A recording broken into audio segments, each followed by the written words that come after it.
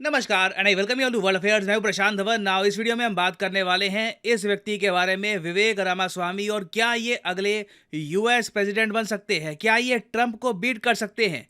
देखिए, थोड़ी बहुत पॉसिबिलिटी बनी हुई है क्योंकि बहुत सारे अमेरिकन आज के समय काफ़ी अट्रैक्टेड फील कर रहे हैं इनकी सोच को लेकर। कई अमेरिकन जर्नलिस्ट हैं यूएस में, वो तो ये भी कह रहे हैं कि विवेक रामास्वामी राइट विंग के बराक ओबामा है। जिस तरीके से बराक ओबामा थे, वो डेमोक्रेट पार्टी को बिलोंग करते थे, जो आप कह सकते हैं थोड़ी लेफ्ट विंग है, वैसे ही विवेक रामास्वामी राइट विंग लोगों के ओबामा है ना। यहाँ पर मैं वैसे आपको ये बता दूं, 2024 के नवंबर महीने में यूएसए में होने हैं प्रेसिडेंशियल इलेक्शन, मगर उससे पहले एक बहुत ही इंटरेस्टिंग इलेक्शन ये होने वाला है कि दोनों पार्टीज, रिपब्लिकन और डेमोक्रेट, जो दो मेन पार्टी है यूएसए की, इनका मेन लीडर कौन होगा, इनकी तरफ से प्रेसिडेंशियल कैंडिडेट कौन बनेगा। डेमोक्रेट साइड से अभी डिसाइडेड है नहीं कि बाइडेन फिर से लड़ेंगे या फिर कोई और आ जाएगा यहाँ पर। और रिपब्लिकन साइड की अगर मैं बात करूं तो रिपब्लिकन्स आपस में वोटिंग करके ना भी डिसाइड करेंगे कि रिपब्लिकन्स का चेहरा कौन होगा।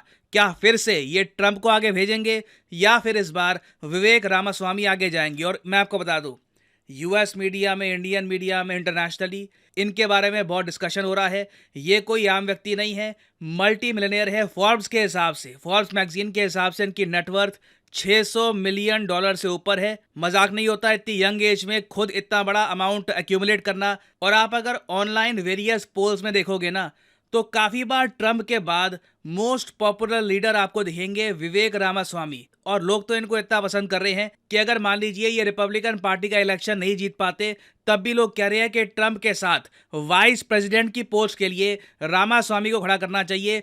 ही will be the perfect running mate for Trump.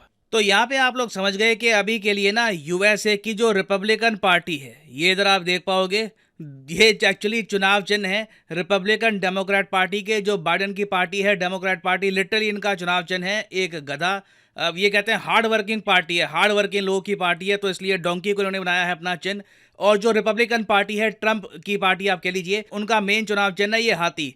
तो अब डिसाइड ये होगा कि हाथी पे बैठेगा कौन। रिपब्लिकन पार्टी के हाथी पर बैठकर प्रेसिडेंशियल पोस्ट के लिए बाइडेन या फिर जो भी सामने आता है उसको चुनौती देगा कौन। अब यहाँ पे आप एक क्वेश्चन पूछ सकते हैं, ये जो नाम है विवेक रामास्वामी, ये सुनने में लगता है कि ये कन्वर्ट नहीं हुए। फॉर एग्जाम्पल मैं आपको बताऊं, रिपब्लिकन पार्टी की एक और बहुत ही दिग्गज नेता है, इनके बारे में आपने सुना होगा, Nikki Haley. Now Nikki Haley भी इंडियन ओरिजिन की है, इनके पेरेंट्स इंडिया से थे, मगर ये कन्वर्ट हो चुकी है, she is a Christian now. मगर रामास्वामी ओपनली कहते हैं कि मैं एक हिंदू कैंडिडेट हूँ। देखो, रिपब्लिकन पार्टी ज़्यादातर माना जाता है कि जो कंजर्वेटिव क्रिश्चियंस हैं उनकी पार्टी होती है। तो ये बड़ा अजीब लगा लोगों को स्टार्टिंग में कि एक डिफरेंट फेथ का आदमी ओपनली एक कंजर्वेटिव क्रिश्चियन, जो राइट विंग क्रिश्चियंस हैं, उनको लीड करेगा। मगर रामास्वामी ने ओपनली कहा है कि चाहे मैंने क्रिश्चियनिटी फेथ को ना अपनाया हो, मगर जो बेसिक आइडियल्स हैं हिंदुइज्म क्रिश्चियनिटी के, वो सेम ही है। जिस तरीके से आप व्यू करते हैं फैमिली वैल्यूज़ को, कंट्री की फ्रीडम को, वही सब वैल्यूज मेरी भी हैं। और आप देखोगे बहुत सारे अमेरिकन्स ने ना विवेक रामास्वामी को इनके रिलीजन के बावजूद एक्सेप्ट कर लिया है अपना लीडर। और अगर आपका यहाँ पर क्वेश्चन ये है कि क्या कभी ये इंडिया में आए हैं, जी हाँ बिल्कुल। इनके जो पेरेंट्स हैं ये तमिल एथनिसिटी के हैं, केरला से हैं, मगर तमिल स्पीकिंग है। इनके पेरेंट्स पहले बन गए थे यूएस सिटीजन, बाद में इनका जन्म, विवेक रामास्वामी का जन्म यूएसए में हुआ। और काफी बार गर्मियों की छुट्टियों के लिए ये इंडिया आया करते थे। इंडिया से आप कह लीजिए इनका काफी गहरा कनेक्शन है। तमिल ये फ्लुएंटली बोल लेते हैं, परहैप्स थोड़ी बहुत हिंदी भी समझ लेते हैं और मलयाली भी समझ लेते हैं। ना ये सब बातें सुनकर भी ना आपके यहाँ पे कुछ क्वेश्चंस होंगे। पहली बात तो, ट्रंप की जो रैलीज निकलती है यूएसए में, जो भीड़ वहां पर आती है, उसको ये कैसे टक्कर देंगे। देखो, मैं पहले आपको ये बता दूं, भीड़ इनकी भी कम नहीं है। मैं एक एक करके आपको पॉइंट्स बता रहा हूँ। अब यहाँ पे आप देख पाओगे रामास्वामी का ट्विटर हैंडल है, यहाँ पे आप नोटिस कर पाओगे इनकी जो गैदरिंग्स हैं इसमें भी आ जाती है। और आप काफ़ी बार देखोगे जो इंटरव्यूज़ होते हैं इनके, उसको मिलियंस ऑफ व्यूज़ मिलते हैं यूएस में। काफ़ी अटेंशन इनको मिल रही है आज के समय। और इसका रीज़न बहुत ही सिंपल है। पहली बात तो ना, ये डिवाइसिव नहीं है इतने, ये बहुत ज़्यादा हार्ड राइट विंग नहीं है। और साथ ही साथ जो इनकी बातें हैं ना, वो ऐसी नहीं है कि मैं मैक्सिकन्स को निकाल दूंगा या औरतों के बारे में कुछ खराब टिप्पणी कर दी, ऐसी स्टेटमेंट्स इनकी कुछ नहीं आई है। ये कहते हैं कि मेरे हिसाब से ना यूएसए में सबसे लकी आदमी पता है कौन है, जिसको एक प्रॉपर लविंग फैमिली मिले। और जो ये इनकी स्टेटमेंट्स है ना कि मुझे अमेरिका की जो ट्रेडिशनल वैल्यूज़ हैं उनको स्ट्रेंथन करना है, जो फैमिली कल्चर है उसको स्ट्रेंथन करना है, जिसकी ज़रूरत भी है इनको। इनके यहाँ जो फैमिली सिस्टम है बुरी तरीके से बिखर रहा है, डिवोर्सेस, शादियों की कमी, फॉलिंग फर्टिलिटी रेट एक मेजर इशू है यूएसए के लिए। तो रामास्वामी की जो बेसिक बातें हैं लोगों को वो काफ़ी भा रही है। और वैसे मैं आपको बता दूं, ट्रंप के अभी भी बहुत सारे लीगल केसेस चल रहे हैं। पॉसिबिलिटी है कि ट्रंप को जेल भी भेज दिया जाए। उस केस में भी रामास्वामी ने यह कहा है कि अगर मैं यूएस का प्रेसिडेंट बनता हूं, मैं ट्रंप को माफ़ी दे दूंगा, ट्रंप जेल नहीं जाएंगे।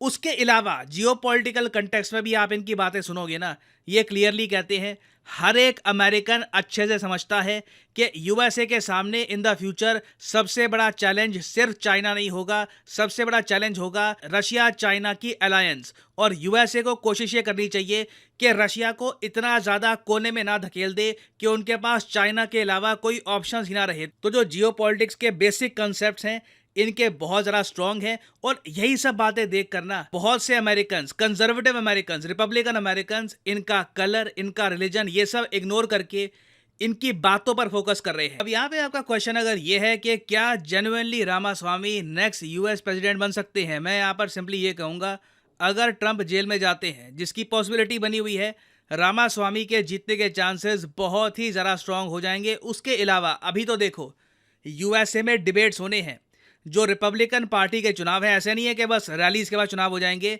सारे candidates including Trump, including Ramaswamy एक स्टेज पर आकर डिबेट करेंगे, एक दूसरे की आलोचना करेंगे। वो बहुत ही इंटरेस्टिंग होगा देखना। कोई बड़ी बात नहीं है कि जिस तरीके से ट्रंप लोगों के नाम का मजाक बनाते हैं, ये कुछ ऐसे कह दे कि don't trust Vivek the snake या कुछ ऐसे ही राइम सा कुछ बना दे। बहुत ही इंटरेस्टिंग होगा कि ट्रंप कैसे डिबेट करते हैं विवेक को। आने वाले कुछ महीनों में वो आपको देखने को मिलेगा। बट विवेक रामास्वामी अगर ट्रंप को डिबेट में प्रॉपरली बीट कर पाते हैं तो बिल्कुल इनका सपोर्ट बढ़ता रहेगा। और जिस तरीके से बराक ओबामा अचानक से उठे थे डेमोक्रेट पार्टी में, हिलरी क्लिंटन को हरा दिया था उस टाइम, वैसा ही काम विवेक रामास्वामी कर सकते हैं। It can very much happen. तो ये अभी एक न्यूज़ एंड ट्रांजिशन है। इससे रिलेटेड कुछ और डेवलपमेंट्स होती हैं, उससे रिलेटेड मैं एक अपडेटेड वीडियो आपके लिए बाद में ले आऊँगा। और फाइनली यहाँ पर मैं ये भी ऐड कर दूं कि आप किसी भी एग्जाम की तैयारी कर रहे हैं, चाहे एसएससी, यूपीएससी, बैंक, आप परचेज कर सकते हैं अनअकैडमी के क्वालिटी कोर्सेज। कमेंट सेक्शन में जाइए, पिन कमेंट में यहाँ पे आपको मिलेंगे link. For example let's say आपको प्रिपेयर करना है यूपीएससी के एग्जाम के लिए, तो यूपीएससी के लिंक पर यहाँ पर करिए क्लिक और यहाँ पे आप परचेज कर पाएंगे अनअकैडमी का यूपीएससी कोर्स। बट जो प्राइसेस यहाँ पर लिखे हैं, डोंट एवर पे दीज प्राइसेस। सिंपली यहाँ पर कोड डालिए PD10 and the prices will start falling and you will be able to save a lot of money. So use the code PD10 and save money. और इसी note के साथ ये है video का अंत। Thank you for listening. May the gods watch over you.